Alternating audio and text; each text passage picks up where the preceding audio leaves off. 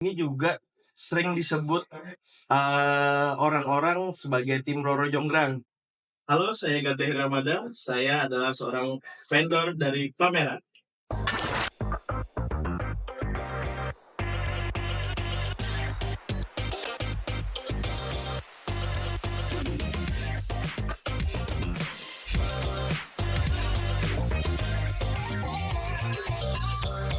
Podcast di balik layar.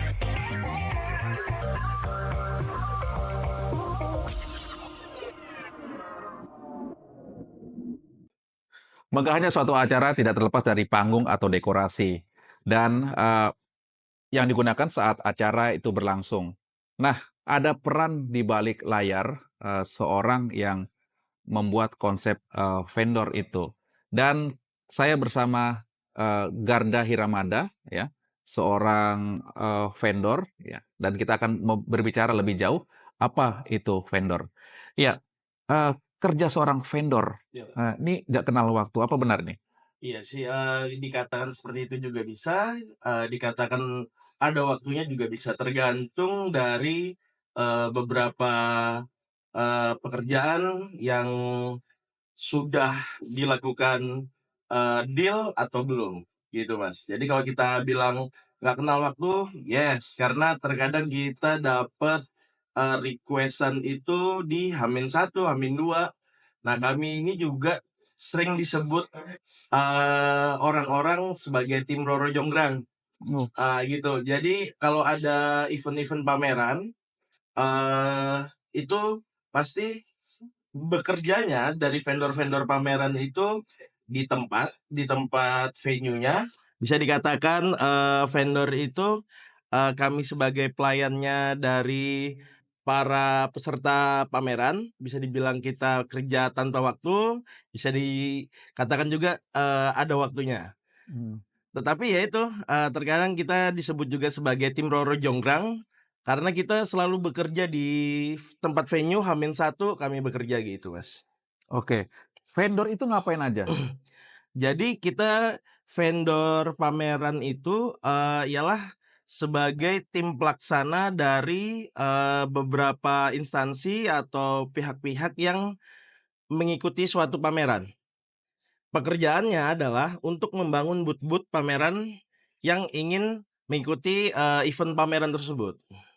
Gitu Mas. Kalau Mas pernah lihat ada Kaltim Fair, Samarinda Fair, di situ ada misalkan stand-nya RRI nih, ada nih di booth A.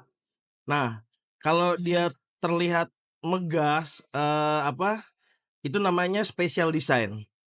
Nah, itulah kami inilah yang pekerjaannya gitu, Mas. Berarti bagus tidaknya suatu booth itu tergantung dengan biaya yang dikeluarkan juga ya? Ya betul, jadi ada beberapa standar biaya, termasuk dari desain yang diberikan ke kita, juga ada dari desain yang kami berikan, itu berbeda harganya, tapi terkadang seiring di perjalanan, ya namanya manusia banyak maunya Mas. Nah, dan kadang-kadang ada kepentingan dari suatu kepalanya pengen terlihat menonjol, ya ada harga ada rupa Mas. Ada harga, ada rupa. Baik. Nah, prosedur kerjanya seperti apa itu?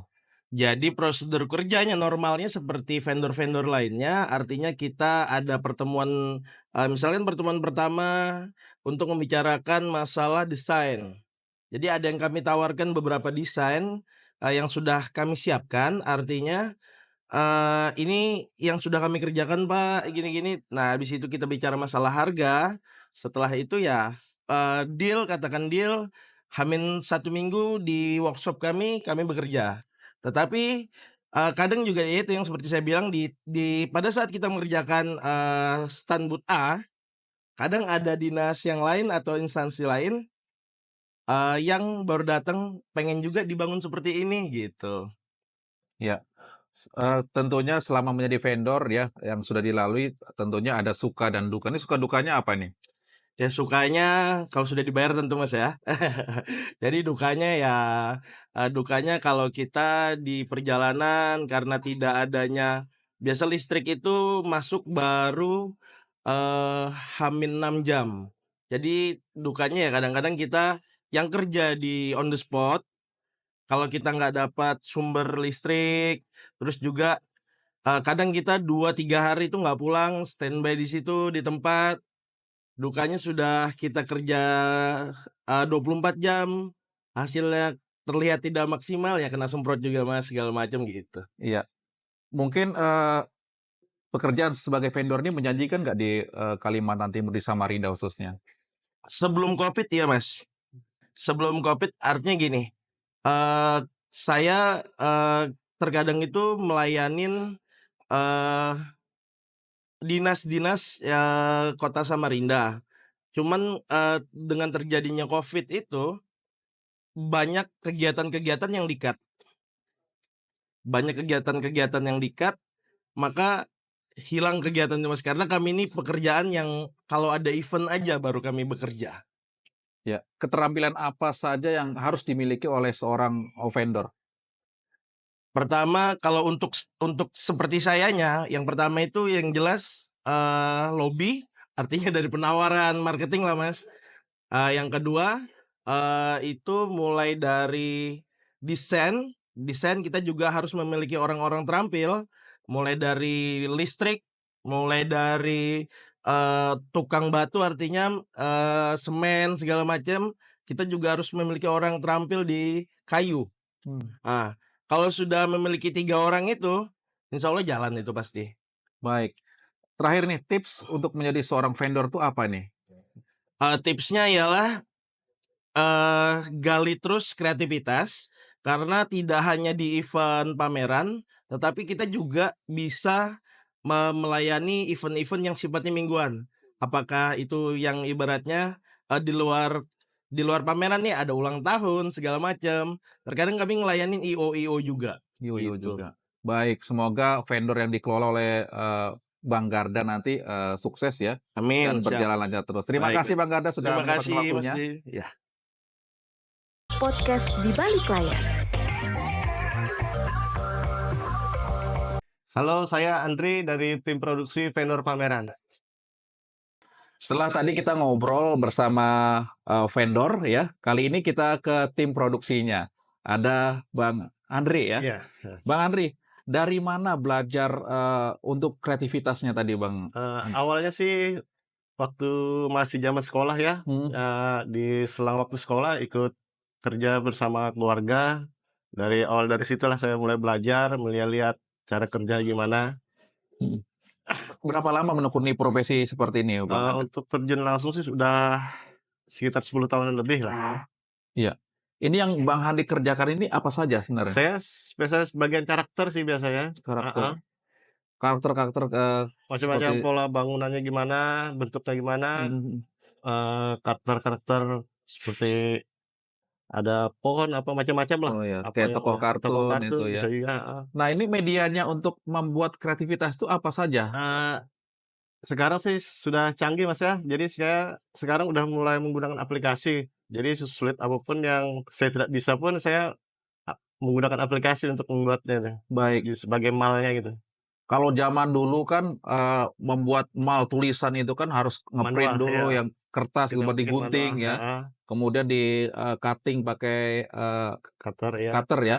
Nah, untuk sekarang ini seperti apa nih? Sekarang sih karena dengan teknologi secanggih ya, kita ada aplikasi ya. Saya sih biasanya menggunakan apa, Corel biasanya Mas ya, Corel. untuk membuatnya itu, Corel berarti di aplikasi langsung, jadi gitu Jadi ya? tinggal di-print, tinggal saya gabungin. Iya. Malnya itu dari kertas biasa Kertas atau biasa aja, biasa ya? di-print biasa gitu. Oke, kemudian ditempel di media yang akan dipotong ya? Iya. Nah, request yang paling sulit itu membuat apa? Kalau untuk sulit sih, ya karena ada aplikasi sih sekarang, jadi yang sulit pun jadi mudah Mas ya. Heeh. Jadi sekarang tinggal masalah dari waktu aja sih sebenarnya. Oh, waktu.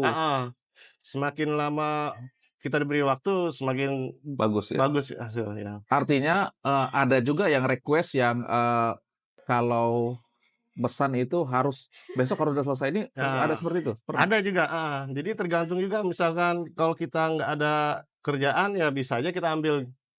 Tapi kalau yang sulit, terus dengan waktu yang mepet, mungkin kita bisa tolak juga tuh Mas. Heeh.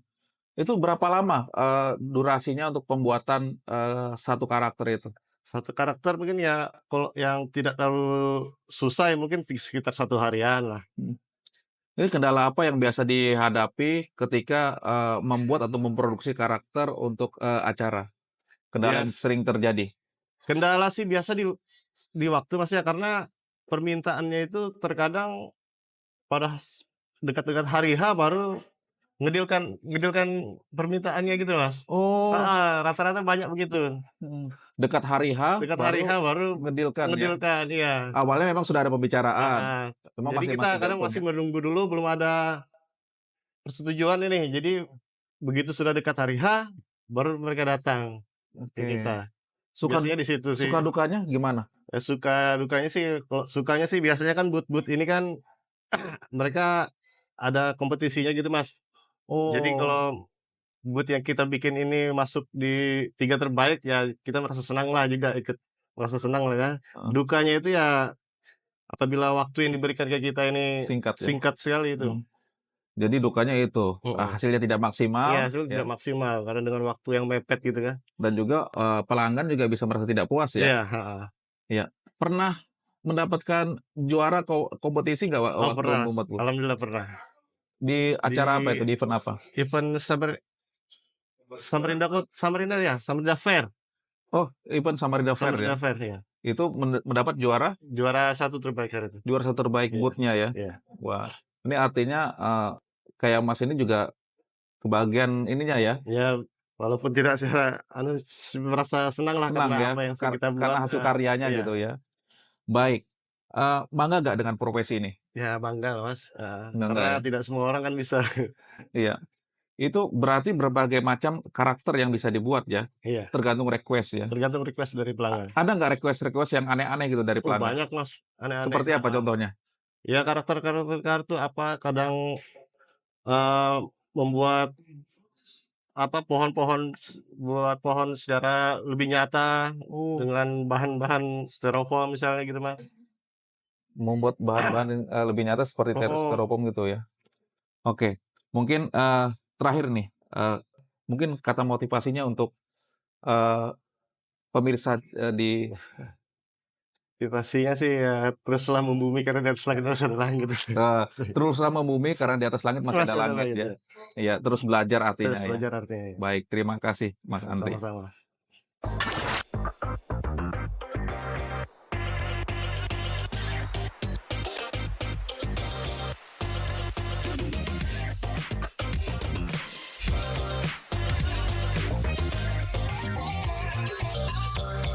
Podcast di balik layar.